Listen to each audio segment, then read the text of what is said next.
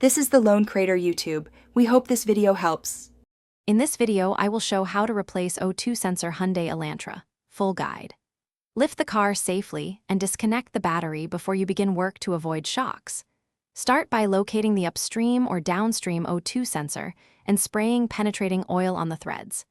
I'll walk you step by step through removal, installation, torque tips, and a basic check to ensure the new sensor is functioning properly for smooth driving. Begin removal by supporting the vehicle on level ground with jack stands and wearing gloves. Disconnect the O2 sensor connector and gently tug the wiring harness free from clips. Use an appropriate O2 sensor socket and ratchet to break the sensor loose, turning counterclockwise while steadying the exhaust pipe. If the sensor is stubborn, reapply penetrating oil and let it sit a few minutes before retrying to prevent damage when removing a seized sensor. If you're finding this guide helpful, please subscribe and like so I can keep making useful DIY videos.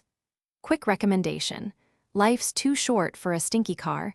Grab Little Tree's black ice for a fresh ride after wrenching on your Elantra. It's a small comfort after a messy job. Check the description for the link and other deals that I find handy. Now let's get back to the video. Before installing the new O2 sensor, compare connectors and apply a light anti-seize to the threads if needed to aid future removal.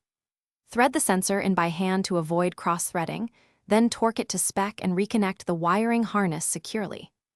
Reconnect the battery, clear any fault codes with a scanner, and take a short test drive to ensure the engine runs smoothly and no check engine light returns after the replacement. Thanks for watching. Consider subscribing if we helped you.